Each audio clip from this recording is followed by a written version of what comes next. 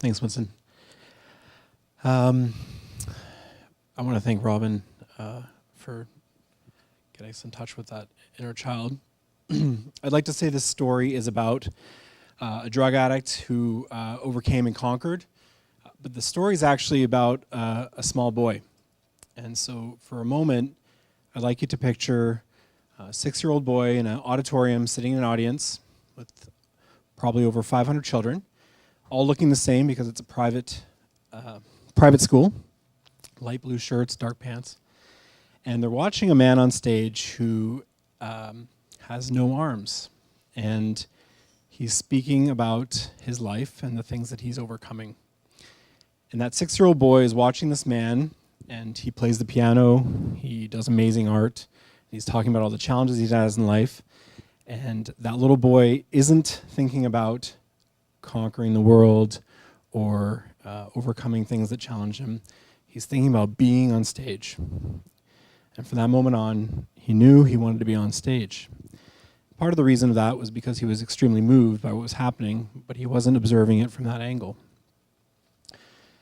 So flash forward a few years, and that little boy's me, of course, and my parents get divorced, and I move away from my hometown in the States, and we move up to Canada. And I learned about overcoming adversity. And that was the major lesson I learned through my parents being divorced. And essentially, as I went through all the phases of my life, I learned more and more skills. And I wasn't sure why things never felt quite right. And I think Winston does a great job of explaining how you're sort of oblivious to what's happening in a way. And so as I learned to overcome a new school where I'm the new kid, and my mom's a single mom and she's doing her best, and we're poor, I slowly moved my way into high school where I decided that I want things to be different. And I do learn to overcome and conquer. And in high school, I was the captain of the football team, I was the captain of the rugby team, I was in band, I was the lead in a drama, or 3. I was on student council, on sports council, and I pretty much conquered everything except for the academics, which I hear a rumor is still the case. And I absolutely smashed it out of the park in high school. And I also try weed and magic mushrooms for the first time. And so that was a really good learning experience for me because I learned that I was capable. But of all the adventures I had, the number one thing that actually stuck with me in high school was a very odd thing looking back on it. And that young boy heard a teacher tell him something that teacher overheard in the teacher's lounge from another teacher. And that teacher said about me that I think I'm such great stuff, but I actually don't realize how great I am and can be. And I don't know why that drama teacher told me, or perhaps I do. But that really stuck with me. So unhappy at home and trying to get away, I run off to college because that's what everybody was supposed to do. I was mostly doing it to get out of the house, and I had this wonderful guidance counselor who told me I could sell absolutely anything to anyone, and it had my name in it, so I enrolled in marketing. And figured, hey, what the heck, my friends were going to this university, it'll be great, it'll be a good time. And boy, did I learn how to network. So I was really good at networking. I failed out of school twice. I learned resilience, and I went back, and I also learned a little bit about pride, whether it's the dark side or the light side. And I went back for 1 semester after failing out twice, and I got good grades, above 80s, and then I dropped out. And that whole academic thing stuck with me. I even got into student hall council and was voted in, but I couldn't actually do my service there because I failed out of school. So that was learning about humbling. And in university, I tried ecstasy and LSD. And I also learned how to do something called raving. Everybody here know what raving is? Essentially, I learned how to dance all weekend long without stopping or eating, and then calling into work sick on Monday and maybe Tuesday. That was a lot of fun, to be honest, and I would never ever glorify that lifestyle. But like Winston says, it numbs you. It stops you from really thinking about what's going on. I'd failed out of university, even though I didn't want to be there. That was hurtful to me. It felt like a failure, but also I felt lost. And being lost goes really well if you're taking the wrong track. Goes really well with partying and doing drugs. So after university, I stayed in the same town, and flash forward 4 years, there's about 4 years of darkness there and being really lost. And during that time, I added ketamine and cocaine to that list, and partied even harder. And had an array of jobs, got jobs doing labor work and doing some service stuff. And I was extremely well-functioning drug addict, essentially. And then I met this woman while partying, and we started dating. And looking back, she had quite a bit of faith in me, and she suggested that I got involved in the call center world. She said, "You're great at speaking. It's kind of like the new mailroom. You can go in there and prove yourself." And that's what I did. I applied to a call center and got a job there. And I talk about this specific point because getting that job gave me something to hold on to. I'd also found this book, and I literally found it in a park. It was called "You Already Know What to Do." And it's a book on building your intuition. And intuition's a funny thing. It comes from our gut. So I think I've got a lot of it. I'm very in touch when I want to be, when I'm not disconnecting myself. And the workbook was very interesting. It took you through these interesting little things to do. So it told you to start thinking about quarters. And you're like, like coins. And it said, look for quarters everywhere. Okay, just start thinking about quarters. And all of a sudden you start noticing you're finding quarters everywhere. And I walk into the office one day to sit at my little cubicle, and someone's lined quarters all the way along my desk. And I'd put the book down. I was like, oh, this is hokey. I'm not going to get into it. The next exercise was like find magazines and cut stuff out. I'm like, oh my God, that's work. I got partying to do. So I saw these quarters, and I'm just like, holy mackerel. So because of the scene I was in, I was hanging around with a lot of music people. I knew a lot of DJs. I was really hip and cool. I was dressing super cool.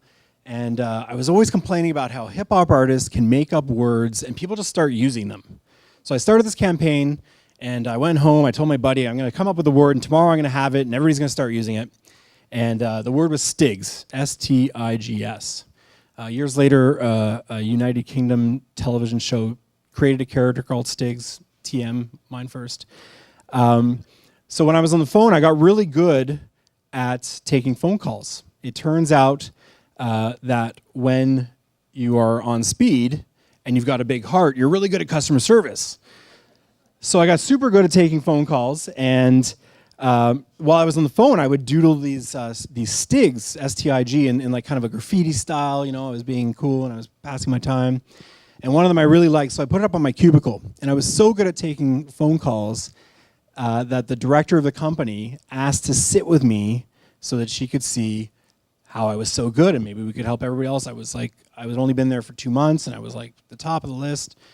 And so she sat with me, and for 1.5 of the most awkward hours of my whole life, I didn't get a single phone call.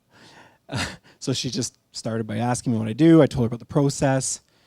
Then it starts getting a little weird. And she's like, what would you normally do when you don't get phone calls? And I said, well, this has never happened, actually. She goes, oh, that's cool. What's that on the wall there? And I just turned to her and I went, oh my God, how do I explain this? And I went, strength, truth, integrity, growth, stability. It just popped right out of me. Good old intuition. And all of a sudden I had a value system. So I'm a drug addict. I'm also selling drugs on the side. I've learned how to have pride. I've learned how to work hard and then give up. And I learned to overcome diversity. Excuse me. And now I have a value system all of a sudden. I didn't really realize it. I got about a group of about 25, 30 people using the word Stigs for about a year and a half. You know, it's sort of like the F word, but it's positive. So you come in a room and it's like, hey, Stigley, hey, what's up? Oh, I'm stigging. Oh, that was stigging good. And people get very creative about it. But it really stuck, and it embodied something that I wanted to be, and because it had this power that was created within me that I was never attached to before. So there's another 4 years of darkness, and there was three. At the end of that, the director goes, when I said the word, she goes, "Oh wow, you already know what to do," and I just went, "What?" She goes, "Well, it sounds like you know values are a good thing to have. You already know what to do." I went, "Oh man!" So I went back to the book. Now I'm cutting out magazines, going, "Oh my god, I got to get to the next exercise. I got to get to the next intuition thing. It's really working out." And things spiraled quite a bit. I had some family stuff go on. My mother got very sick. In that dark time, I also tried methamphetamine, which is something I promised I would never do, which is speed, meth. It's the thing that right now, the fentanyl crisis we're having here, that was the kind of originator of the fentanyl crisis. That's what they were mixing it into, that drug. And although I would say I was a functioning drug addict, it's very hard to keep yourself in place. And what I had to do was, in the workplace, I would have anxiety. I would, what if somebody finds out, or what if I did too much last night, or I did too much before work? Things got so bad I had a plate next to my bed, ready with a line, so that I could get up and live life. And so I'd go to work. Anyone ever seen a movie with a meth addict? Or maybe you know one, you don't have to say so. They're all really like, hey, oh man, okay, everything's so, wow. So I created this little system, and it was just chill, keep it real, coming back with fury. Not angry fury, but kind of like a power. And it worked when I could do it, but you can just imagine a meth addict trying to go, okay, what was it again? Just chill, okay, all right, just chill, okay, cool. And keep it real was about being honest with yourself, because you lie to yourself a lot as a drug addict, and not lying to others. And you don't always mean to lie to other people, but when you're lying to yourself, it's damn easy. And so I tried so hard to do this. It was like, oh, I told my buddies, and he was like, that's a good system. You should keep up with that, man. You're looking pretty, woo. And I was really blessed with some friends who didn't mind telling me how bad things were getting. I was a womanizer. I was not holding up my responsibilities, and I just wasn't able to keep up with it. I changed that system to something called Just Remember, and essentially what it is in a moment when I'm able to know that I'm triggered, I open up my hands like this to accept the gift or the message. And I just say, just remember, which clears my mind of whatever I'm worrying about, and then the message comes, and it might be like, you need to eat, man, or you need to have a glass of water. And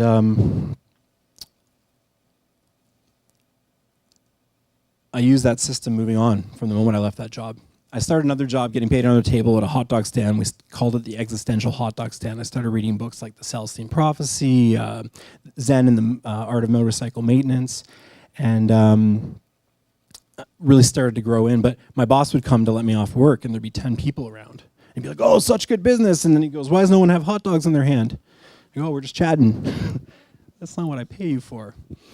So I moved west, and I'm going to flash forward a bit, because there was quite a few dark years there, and I actually can't really remember them, and I'm not sure what state they happened in. But right before I moved out, it's 5 in the morning, I'm sitting with a friend, and she's talking about energy, and she's talking about how scientists are stupid, and all I can think about is how scientists' energy and hippies' energy is the same stuff, because we're all the same.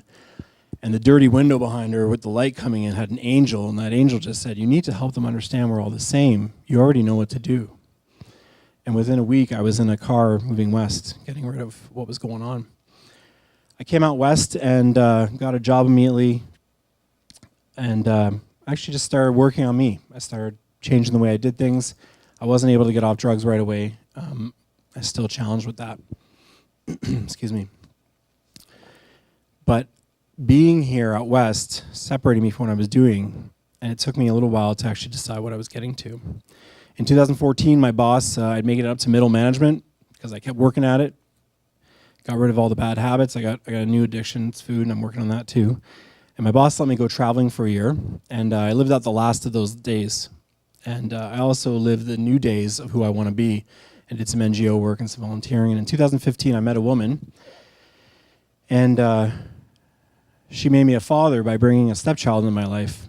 And everybody always told me I'd be a great dad, and I always wanted to be a dad, but no one told me that you had to grow up. You had to look at yourself, and you had to grow. And I barely wanted to do that as an adult. And then we had a baby together. And about a week after the baby was born, I'm holding the baby in my hands, my new son, so tiny.